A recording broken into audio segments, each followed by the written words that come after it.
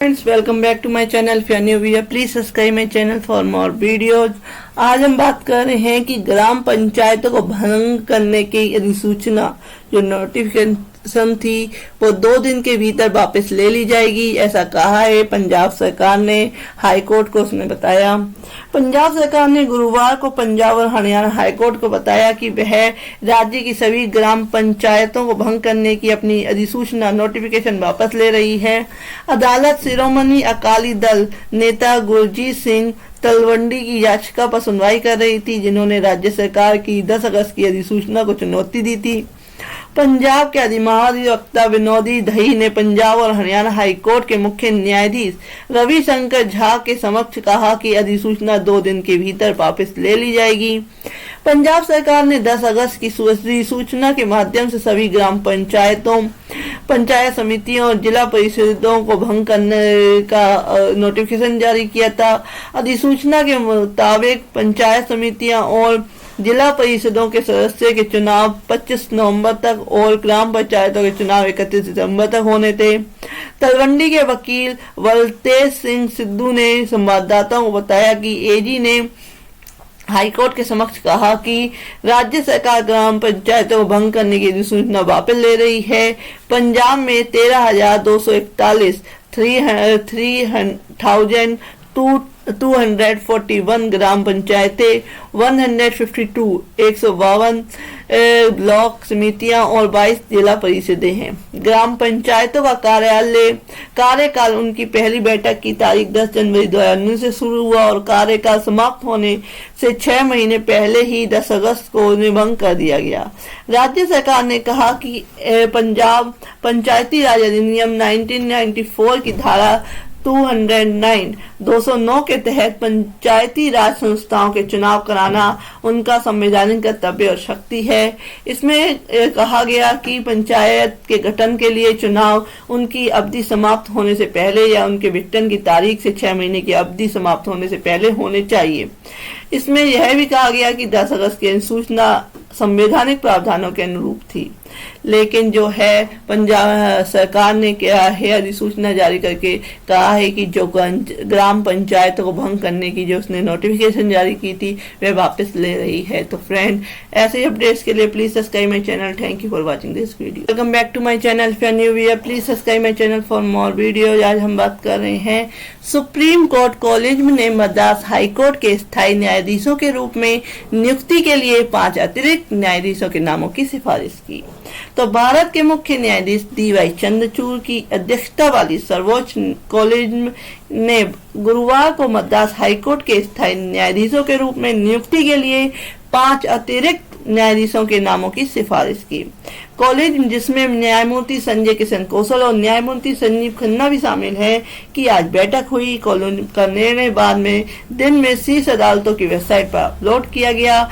जिन 5 अतिरिक्त न्यायाधीशों के नाम की सिफारिश की गई है वे हैं न्यायाधीश A नकीरन, नंदुमोलू माला, S सुंदर मोहन, N कवाली, कुमारेश बाबू। तो ये जो 5 जज हैं उनकी सिफारिश की गई है। 20 जून 2023 को मद्रास हाईकोर्ट के कॉलेज ने सर्वसम्मति से उन्हें इस हाईकोर्ट के स्थायी न्यायाधीश के रूप में नियुक्त करने की सिफारिश की थी। शीर्ष अदालत कॉलेज ने एक बयान में कहा था कि तमिलनाडु के मुख्यमंत्री और राज्यपाल ने उपरोक्त सिफारिश पर सहमति व्यक्त की है। प्रक्रिया ज्ञापन के संदर्भ में हमने स्थायी न्यायाधीशों के रूप में नियुक्त होने के लिए उपरोक्त अतिरिक्त न्यायाधीशों की उपयुक्तता सुनिश्चित करने के उद्देश्य से मद्रास हाईकोर्ट के कामकाज से परिचित सुप्रीम कोर्ट के एक न्यायाधीश से परामर्श किया है। इसमें कहा गया है कि सुप्रीम कोर्ट कॉलेज के 26 अक्टूबर 2017 के संकल्प के संदर्भ में भारत के मुख्य न्यायाधीश द्वारा गठित सुप्रीम कोर्ट के 2 न्यायाधीशों की समिति ने उपरोक्त नामित अतिरिक्त न्यायाधीशों के निर्णयों का आकलन किया है। कॉलेज ने कहा कि स्थायी न्यायाधीशों के रूप में नियुक्ति के लिए उनकी योग्यता उपयुक्तता का आकलन करने के उद्देश्य से उनसे रिकॉर्ड पर रखी गई सामग्री की जांच की। एक अन्य निर्णय में कॉलेज ने स्थायी न्यायाधीशों के रूप में नियुक्ति के लिए और 1 वर्ष की नई अवधि के लिए 1 अतिरिक्त न्यायाधीश की नियुक्ति के लिए 2 अतिरिक्त न्यायाधीशों के नामों की सिफारिश की है।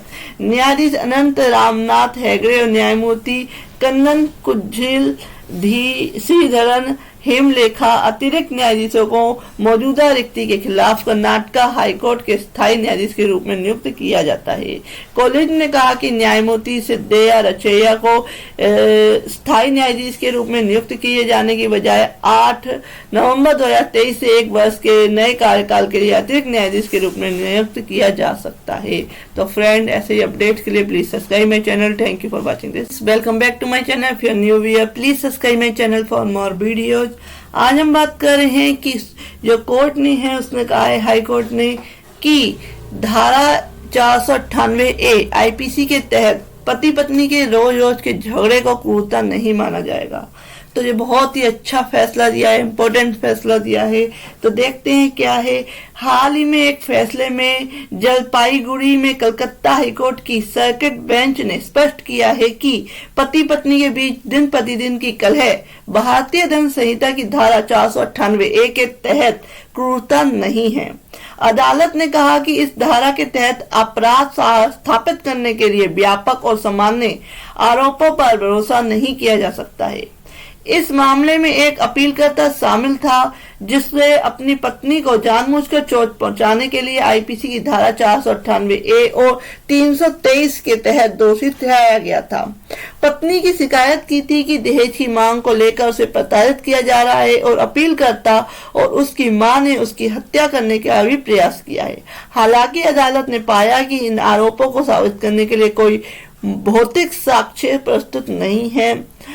दोनों पक्षों ने अपनी दलीलें पेश की। अपीलकर्ता ने दावा किया कि ट्रायल कोर्ट आरोपों का समर्थन करने वाले सबूतों की कमी पर विचार करने में विफल रहा है।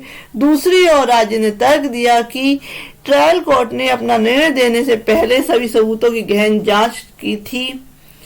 दोनों पक्षों को सुनने के बाद अदालत ने धारा 498A के तहत अपराध के लिए आवश्यक तत्वों का विश्लेषण किया, जिसमें शिकायतकर्ता द्वारा अपने पति से झेली गई कथित प्रताड़ना के विवरण में कई विसंगतियां पाई गई और कोई विशिष्ट उदाहरण या समय अवधि का उल्लेख नहीं किया गया था और 2 प्रत्यक्षदर्शियों ने उसके मारे जाने के कगार पर होने के दावे का खंडन किया, मना किया, क्योंकि उन्होंने कहा कि अपीलकर्ता उस समय मौजूद नहीं था।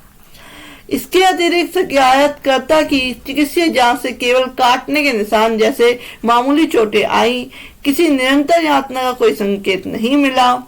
शिकायतकर्ता के बड़े भाई ने गवाही दी कि अपीलकर्ता शराब के नशे में उसके साथ मारपीट करता था, लेकिन पैसे की कमी की किसी मांग का जिक्र नहीं किया। इस निष्कर्ष के आधार पर अदालत ने मौखिक और पुष्टि दस्तावेज साक्ष्यों पर विचार करते हुए आईपीसी की धारा 323 के तहत दोष सिद्धि और सजा को बरकरार रखते हुए धारा 498A के तहत दोष सिद्धि को रद्द कर दिया।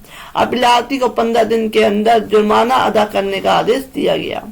कलकत्ता हाईकोर्ट का यह फैसला धारा 498A के तहत अपराध स्थापित करने के लिए विशिष्ट और ठोस सबूत की आवश्यकता की पुष्टि करता है। यह स्पष्ट करता है कि नियमित वैवाहिक संघर्ष जो है कलह को भारतीय दंड संहिता की इस धारा द्वारा परिभाषित क्रूरता के साथ नहीं जोड़ा जा सकता है। तो ये जो है ये केस है, इम्पोर्टेंट केस है और इसमें जो इसका जो जजमेंट है वो भी बहुत अच्छा है, क्योंकि जो पति पत्नी हैं उनमें रोजमर्रा के झगड़े होते रहते हैं। और इसका केस का जो टाइटल है वो है Ranjana Das versus State of West Bengal and others. तो ये था इसका जो CRA नंबर है 16/2019।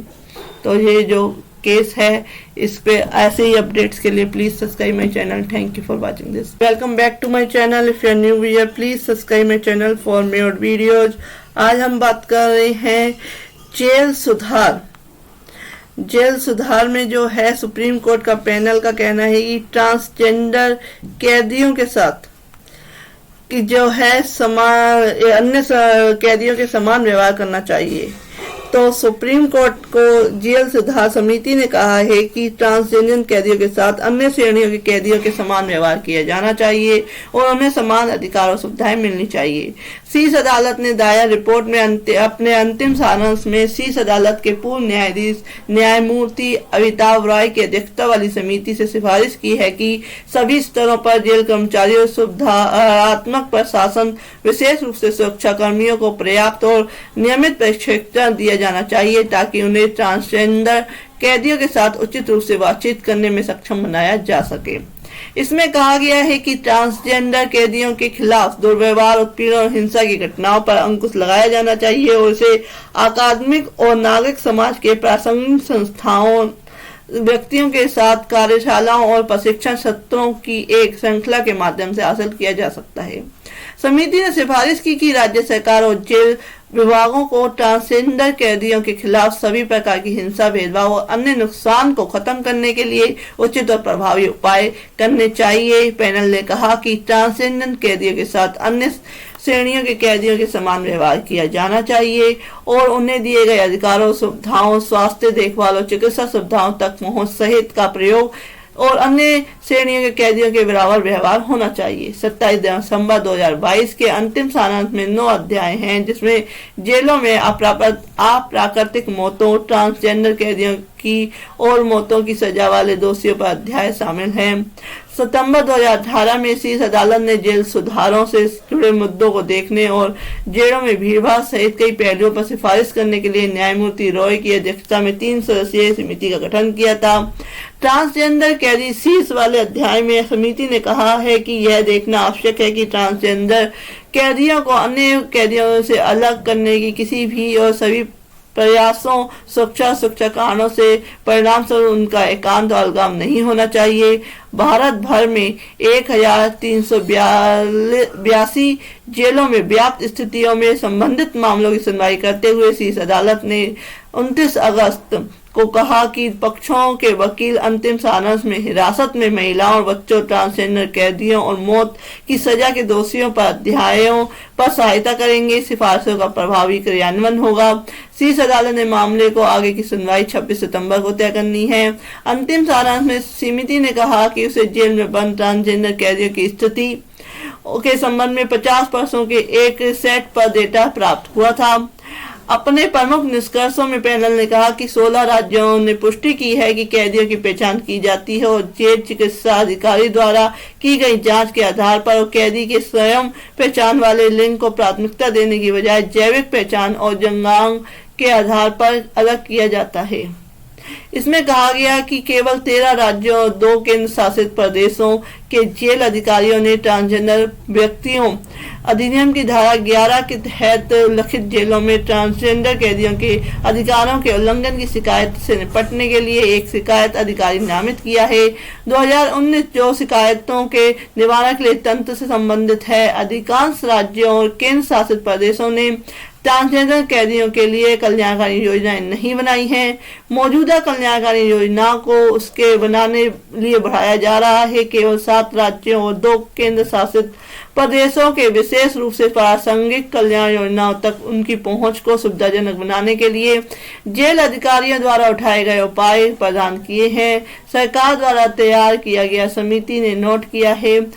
अपनी सिफारिशों में पैनल ने कहा कि मॉडल जेल मैनुअल 2016 को संशोधित करने की आवश्यकता है और ट्रांसजेंडर व्यक्तियों अधिनियम 19 के अनुसार उनकी विशेष जरूरतों को सुनिश्चित करने के लिए विशिष्ट प्रावधानों द्वारा एक अलग अध्याय पेश किया जाना चाहिए। उनके दस्तावेजीकरण, खोज प्रक्रिया, प्लेसमेंट सुविधा, चिकित्सा सुविधा और अन्य मनोरंजन, कल्याण, शैक्षिक गतिविधियों पर नियम बनाए चाहिए। इसमें कहा गया कि जेल विभाग यह सुनिश्चित करेंगे कि जेलों में विशेष रूप से ट्रांसजेंडर कैदियों के लिए अलग स्नान और शौचालय क्षेत्रों के साथ पर्याप्त स्वच्छता सुविधा हो।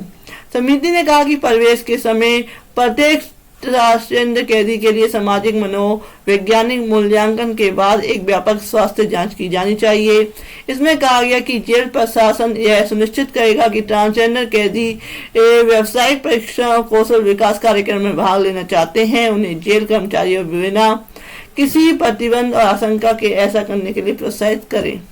तो इस तरीके से इसमें कहा गया है कि ट्रांसजेंडर जो कैदी हैं उनको उस साथ व्यवहार अच्छा करना चाहिए, समान व्यवहार करना चाहिए अन्य कैदियों की तरह। तो फ्रेंड्स, ऐसे अपडेट्स के लिए please subscribe my channel. Thank you for watching this. Welcome back to my channel. If you are new viewer please subscribe my channel for more videos.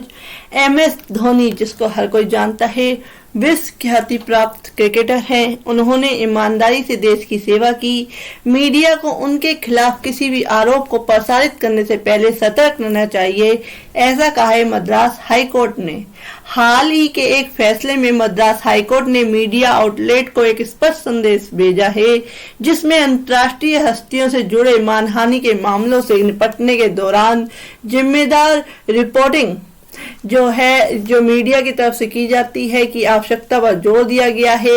इस मामले में क्रिकेटर MS धोनी और जी मीडिया शामिल थे, जहां धोनी ने 2013 के IPL सट्टेबाजी घोटाले से जुड़ी रिपोर्ट प्रसारित करने के लिए मीडिया कंपनी के खिलाफ मानहानि का दावा मुकदमा दायर किया था। न्यायमूर्ति R महादेवन और न्यायमूर्ति मोहम्मद शरीक की खंडपीठ ने मामले की अध्यक्षता की और निम्नलिखित बयान दिया। पहला कि प्रतिवादी विश्व ख्याति प्राप्त क्रिकेटर और एक समर्पित व्यक्ति है, जिसके ईमानदारी और समर्पण के साथ अंतर्राष्ट्रीय क्रिकेट के उच्चतम स्तर पर हमारे देश का प्रतिनिधित्व किया है। जब इस तरह के एक अंतर्राष्ट्रीय व्यक्तित्व के खिलाफ कोई आरोप लगाया जाता है तो यहाँ अपीलकर्ता की तरह समाचार चैनल को ऐसे व्यक्ति के खिलाफ समाचार रिपोर्ट प्रसारित करने में सतर्क होना होगा। आरोपों के संदर्भ में सच्चाई को बिना किसी सबूत के उचित रूप से सुनिश्चित किया जाना चाहिए। रत्ती भर भी संदेह होने पर ऐसा प्रचार नहीं करना चाहिए, जो कि मीडिया क्या है, हल्की सी फूक मिलती है और तुरंत इसे प्रसारित कर देती है, सच झूठ कुछ नहीं देखती है। तो MS धोनी के वकील ने दलील दी कि जी मीडिया ने बिना किसी विश्वसनीय आधार के क्रिकेटर के खिलाफ आरोप प्रसारित किए हैं। उन्होंने बताया कि जस्टिस मुद्दल समिति, जिसके IPL मैचों में सट्टेबाजी और स्पॉट फिक्सिंग के आरोपों की जांच की थी, ने धोनी को इसमें शामिल नहीं किया। इसके बावजूद जी मीडिया है, उसने बिना किसी ठोस सबूत के गंभीर आरोप लगाए धोनी पर और मीडिया ने अपनी राय रखी। इन आरोपों के जवाब में MS धोनी ने जी मीडिया को संपत कुमार IPS की कथित रिपोर्ट से संबंधित किसी मामले में पुनर्प्रकाशन और रिपोर्टिंग करने से रोकने के लिए मानहानि का मुकदमा दायर किया और इसके अलावा 100 करोड़ और इससे अधिक का। इसके अलावा धोनी ने IPS अधिकारी संपत कुमार के खिलाफ आपराधिक अवमानना याचिका दायर की थी, जिन्होंने IPL घोटाले के संबंध में सुप्रीम कोर्ट और मद्रास हाई कोर्ट के खिलाफ अपमानजनक टिप्पणी की थी। मद्रास हाई कोर्ट के फैसले ने पूछताछ के मुद्दे को भी संबोधित किया, जो जानकारी के लिए प्रश्न और अनुरोध है। अदालत ने पाया कि पूछताछ में आवश्यक विवरण और भौतिक तथ्यों को जी मीडिया के लिखित बयान में पर्याप्त रूप से संबोधित नहीं किया गया था। नतीजतन उन्होंने जी मीडिया को पूछताछ का जवाब देने से पहले के आदेश को बरकरार रखा।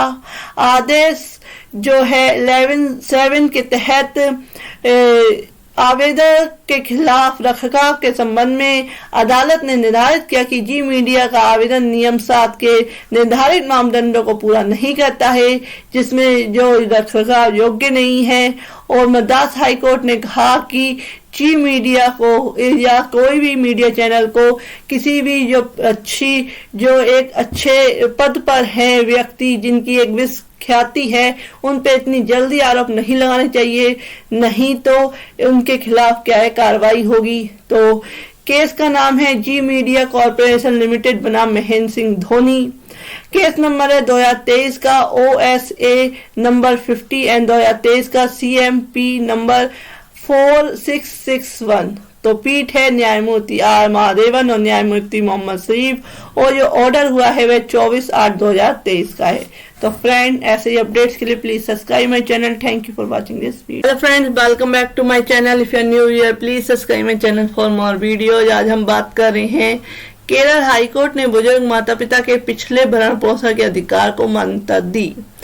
पारंपरिक मूल्यों और न्याय के सिद्धांतों को बनाए रखने के महत्व को रेखांकित करने वाले एक महत्वपूर्ण निर्णय में एर्नाकुलम में केरल हाईकोर्ट ने हाल ही में एक निर्णय दिया जिसमें विशिष्ट वैधानिक प्रावधानों के अभाव में भी बुजुर्ग माता पिता को अपने बच्चों से पिछले भरण पोषण का दावा करने के अधिकार को स्वीकार किया गया।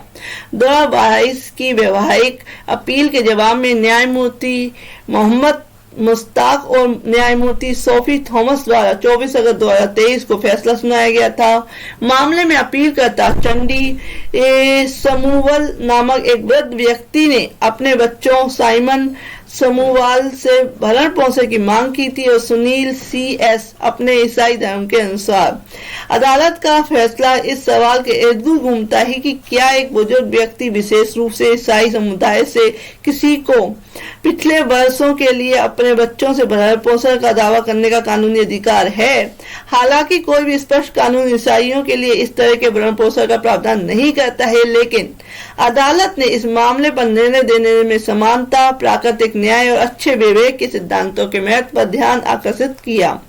न्यायाधीश ने अपने तर्क को रेखांकित करने के लिए धार्मिक ग्रंथों, कानूनी विद्वानों दोनों का संदर्भ दिया। उन्होंने बाइबल से अय्यूब 12.12 को उद्धृत करते हुए कहा, बुद्धि बूढ़ों की होती है और समझ बूढ़ों की होती है। उन्होंने इफिसियों 6-2-3 नीति वचन 23-22 के अंशों पर भी हवाला दिया जो माता पिता का सम्मान करने और रिश्तेदारों की देखभाल करने के महत्व पर जोर देते हैं।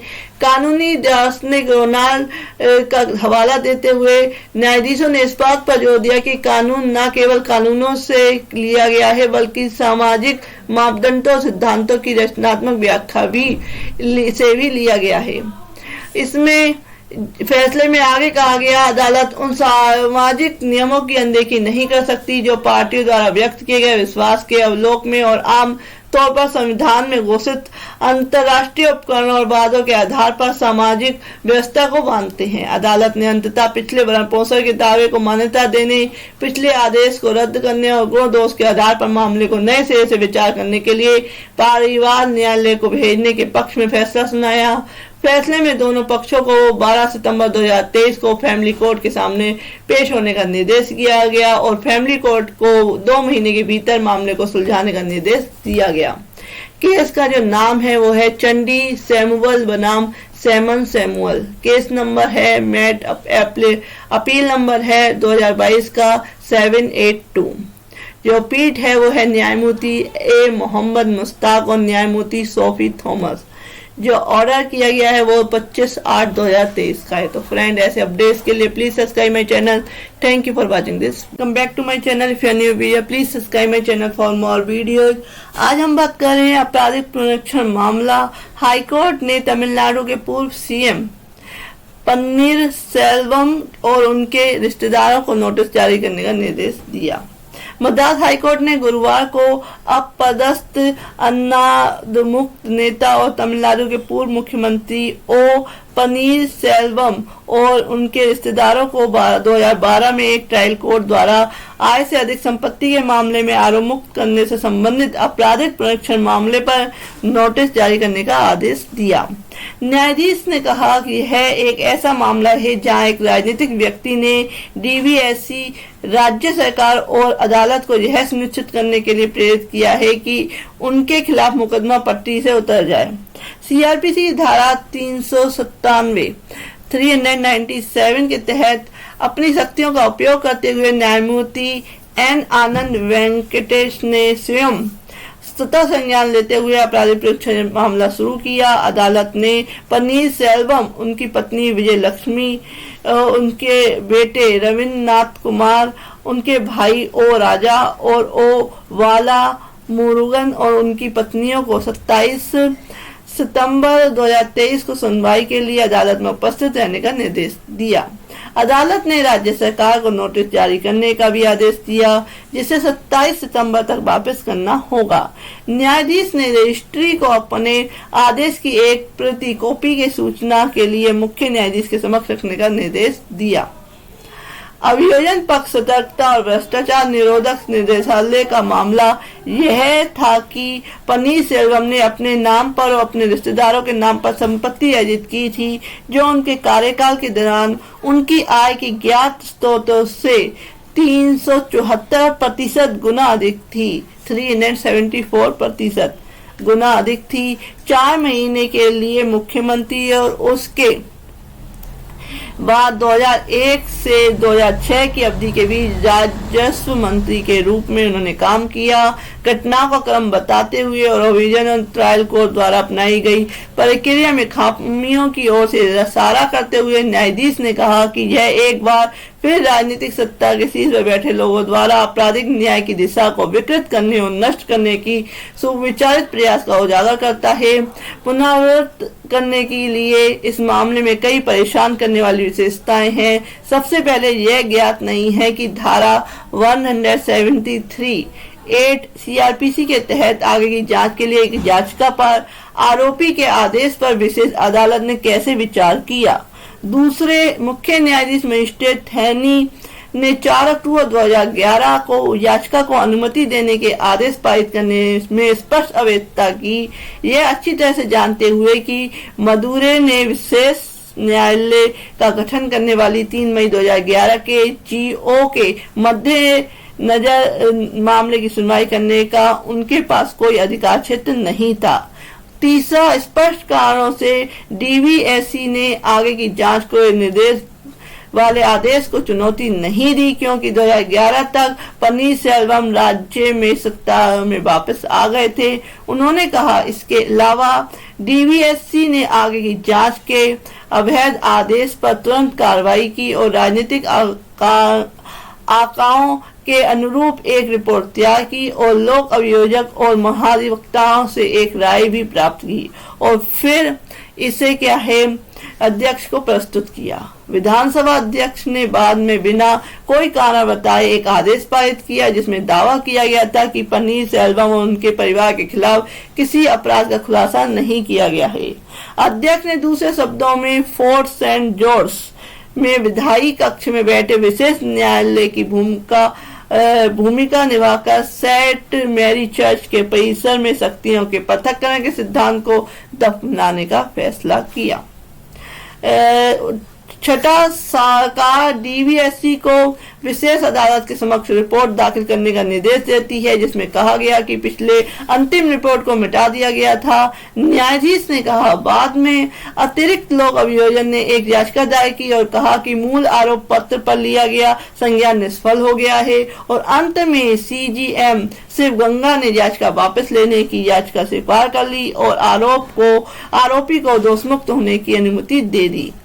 उपरोक्त सभी राजनीतिक और न्यायिक व्यक्तियों के सामूहिक सहयोग के कारण पनीरसेल्वम और उनके परिवार के खिलाफ धारा 173(2) सीआरपीसी के तहत एकमात्र अंतिम रिपोर्ट, जिसे पूरा करने के लिए लगभग 3 साल लग गए, 272 गवाहों के बयान के साथ 235 दस्तावेजों को न्यायिक इतिहास के कूड़ेदान में फेंक दिया गया। न्यायाधीश ने कहा कि इन स्वीकृत तथ्यों को देखते हुए अब यह सवाल उठता है कि क्या शिवगंगा अदालत के आदेश को स्वतः संशोधित करने और रद्द करने के लिए आरोपी को नोटिस जारी करने का प्रथम दृष्टया मामला बनता है। अदालत को यह तथ्य स्पष्ट नहीं है कि सीजेएम शिवगंगा के आदेश को 10 साल बीत चुके हैं। पैरा 25 में सूचीबद्ध तथ्य चौंकाने वाले और परेशान करने वाले हैं। वे हर चरण में एक गंभीर अवैधता का खुलासा करते हैं जो एक सुनियोजित योजना को दर्शाता है। न्यायाधीश ने कहा, यह एक ऐसा मामला है जहां एक राजनीतिक व्यक्ति ने डीवीएससी, राज्य सरकार और अदालत को एक सुनिश्चित करने के लिए प्रेरित किया कि उनके खिलाफ मुकदमा पटरी से उतर जाए। आपराधिक कानून में यह एक स्थापित नियम है कि महज देरी किसी आपराधिक मामले को बिना किसी विशेष सीमा के खत्म करने का आधार नहीं है और सुप्रीम कोर्ट के एक आदेश का हवाला देते हुए न्यायाधीश ने कहा कि हाई कोर्ट के खिलाफ कोई सीमा नियम नहीं लगाया जा सकता है पुनरीक्षण के अपनी स्वतः प्रेरणा शक्तियों का प्रयोग करने में। न्यायाधीश ने कहा कि उपरोक्त चर्चा के मद्देनजर इस अदालत ने पाया कि सीआरपीसी धारा 397 और 401 और भारत के संविधान के अनुच्छेद 227 के तहत सख्ती का प्रयोग करने के लिए प्रथम दृष्टया सामग्रियां हैं। अपने आदेश में न्यायाधीश ने कहा कि पहले के 2 मामलों में अदालत ने तत्कालीन विपक्षी विधायकों के खिलाफ भ्रष्टाचार निवारण अधिनियम के तहत डीवीएससी द्वारा मुकदमा चलाने का एक पैटर्न देखा, जो बाद में विशेष अदालत के समक्ष आरोप पत्र में परिणत हुआ और श्री विल्यम पुथुर सरकार बदलने पर विपक्षी विधायकों ने खुद को कैबिनेट मंत्री के रूप में पाया, यह महसूस करते हुए कि हवाओं की दिशा बदल गई है। डीवीएससी ने तुरंत विशेष अदालत को आगे की जांच के लिए अपने इरादे के बारे में सूचित किया, आगे की जांच की और आर में पहले की अंतिम रिपोर्ट में आए निष्कर्षों को अंतिम कोल्जर रिपोर्ट दाखिल करने की आड़ में चिकित्सीय रूप से मिटा दिया गया। न्यायाधीश ने कहा कि इन अंतिम कोल्जर रिपोर्ट को आरोपियों को की मुक्ति सुनिश्चित करने के लिए विशेष अदालत ने प्रस्तुत किया गया था। यह स्पष्ट रूप से दो मुख्य मंत्रियों थंगम थेनारासु और KKSS आर रामचंद्रन का जिक्र कर रहे थे, जिनके खिलाफ अदालत ने पहले ही धन के मामलों में एक स्थानीय अदालत में बरी होने के बाद इसी तरह के पुनरीक्षण मामले शुरू किए हैं। न्यायाधीश ने आगे कहा कि प्रथम दृष्टया इस अदालत ने पाया कि राज्य में आरोपी के राजनीतिक सत्ता में आने के बाद शॉर्ट सर्किट भ्रष्टाचार के मामले के लिए एक अच्छी तरह से तय की गई कार्य प्रणाली थी। न्यायाधीश ने कहा कि इस राज्य में MP MLA मामलों के प्रभारी न्यायाधीश के रूप में और इस अदालत का यह सुनिश्चित करना संवैधानिक कर्तव्य है कि आपराधिक न्याय की धारा को शुद्ध और निष्कलंक रखा जाए। उन्होंने आगे कहा कि जब कोई राजनीतिक दल तमिलनाडु में सत्ता में आता है तो डीवीएससी विपक्ष पर झपट्टा मारती है और भ्रष्टाचार के मामलों को दबा देती है। हालांकि भ्रष्टाचार के लिए कोई भी मुकदमा 5 साल में समाप्त नहीं होता है, जो कि राज्य में एक निर्वाचित सरकार का जीवन काल है। न्यायाधीश ने कहा कि निश्चित रूप में विपक्ष सत्ता में वापस आ गया है और डीवीएससी को द पेट शो की कठपुतलियों की तरह अपने राजनीतिक आकाओं के साथ मिलकर एक अलग धुन गाने के लिए मजबूर होना पड़ेगा। तो फ्रेंड्स, ये था अपडेट्स और बहुत ही कड़ी टिप्पणी की है इस जो जजमेंट में। तो फ्रेंड, ऐसे ही अपडेट्स के लिए please subscribe my channel. Thank you for watching this video. Back to my channel, if you are new here please subscribe my channel for more videos.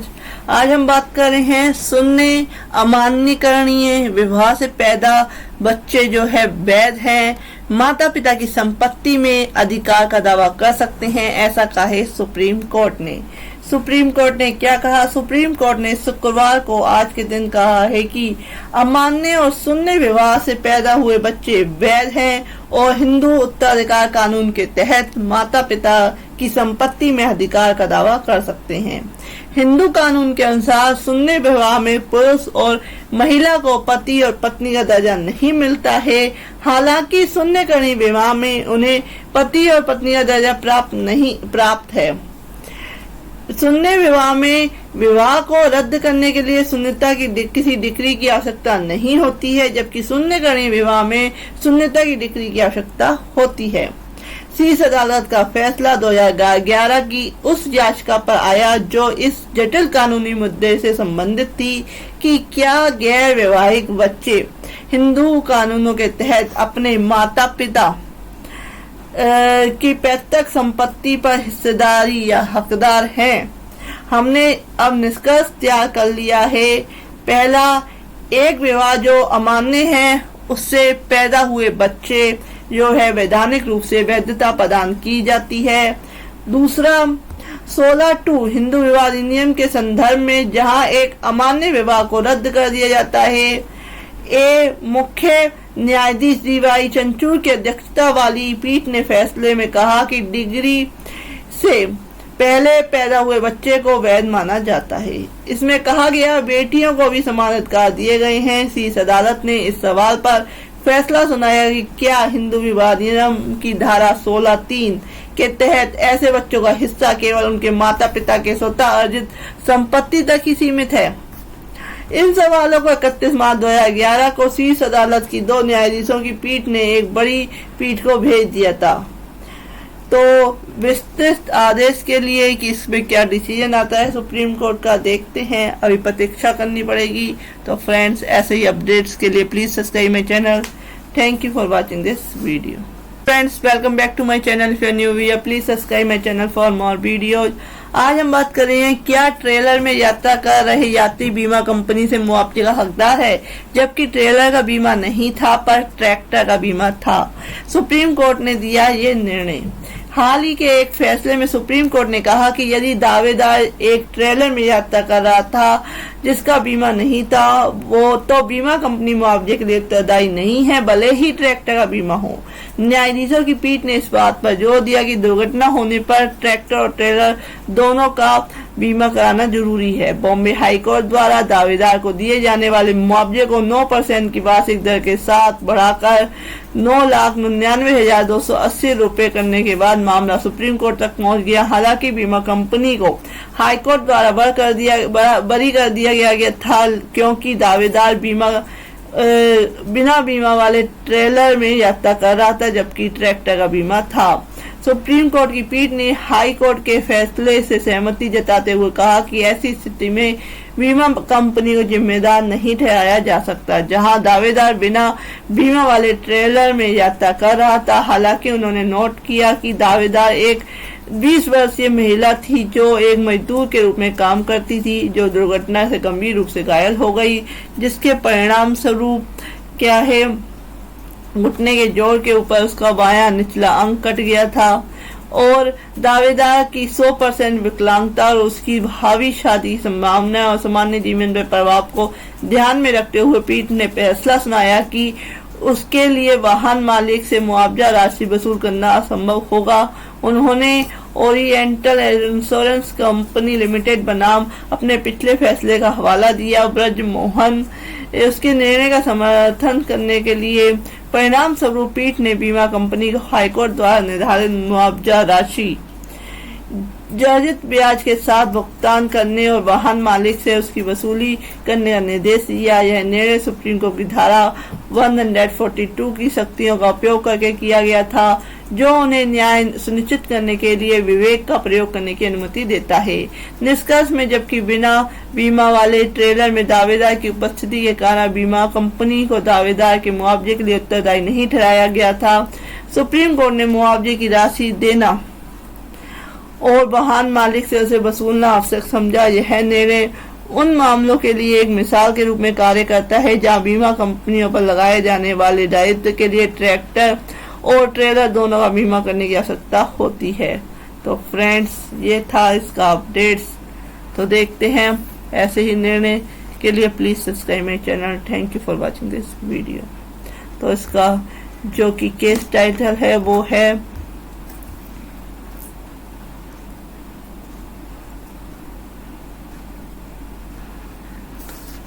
To my channel. If you are new we please subscribe my channel for more videos. आज हम बात कर रहे हैं कि phone से record की गई बातचीत अवैध रूप से प्राप्त होने पर भी सबूत के रूप में स्वीकार्य है, ऐसा कहा है इलाहाबाद हाई कोर्ट ने।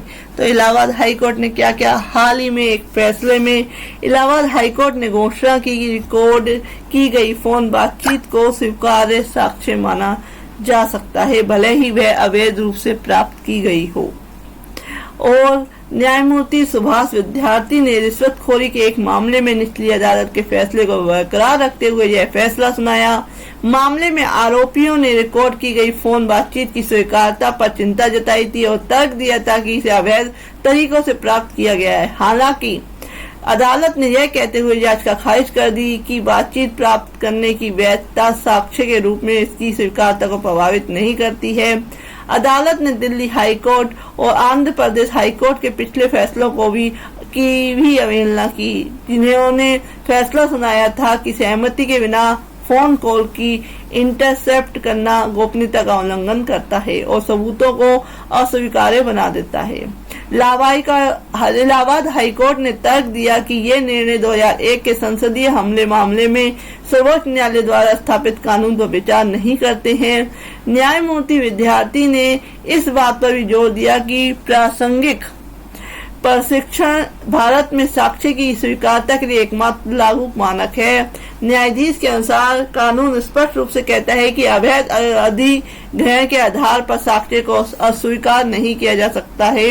इस मामले में कैंटोनमेंट बोर्ड के पूर्व सीईओ महंत प्रसाद राम त्रिपाठी शामिल थे, जिन पर भ्रष्टाचार का आरोप लगाया गया था। केंद्रीय जांच ब्यूरो ने त्रिपाठी और एक अन्य आरोपी की बातचीत टेलीफोन की बातचीत को रिकॉर्ड की थी, जहां त्रिपाठी ने कथित तौर पर रिश्वत की मांग की थी। रिकॉर्डिंग तब की गई जब एक आरोपी ने फोन को स्पीकर फोन पर डाल दिया। सीबीआई ने दावा किया कि बातचीत में त्रिपाठी को दोषी ठहराया था। त्रिपाठी के बचाव में तर्क दिया गया कि टेलीफोन पर बातचीत साक्ष्य के रूप में स्वीकार्य नहीं थी, क्योंकि यह भारतीय टेलीग्राफ अधिनियम की धारा 5 का उल्लंघन करती है, जो केवल निर्दिष्ट परिस्थितियों में और सरकारी प्राधिकरण के साथ संचार अवरोधन की अनुमति देती है। हालांकि अदालत ने बचाव पक्ष की व्याख्या से असहमति जताते हुए कहा कि रिकॉर्ड की गई बातचीत अवरोधन के समान नहीं है। अदालत ने ट्रायल कोर्ट के फैसले को बरकरार रखा और त्रिपाठी की आरोप मुक्ति की अर्जी खारिज कर दी, और यह देखते हुए कि रिकॉर्डिंग उनके खिलाफ एकमात्र सबूत नहीं थी, बल्कि प्रतीक तिवारी ने महंत प्रसाद राम त्रिपाठी का प्रतिनिधित्व किया, जबकि वकील शिव पी शुक्ला सीबीआई की ओर से पेश हुए। तो ये सारा था कि इसमें की रिकॉर्डिंग जो की गई है वह स्वीकार्य, चाहे वह अवैध रूप से प्राप्त की गई हो या नहीं। तो इसमें जो केस था फ्रेंड, ऐसे अपडेट्स के लिए please subscribe my channel. Thank you for watching this video.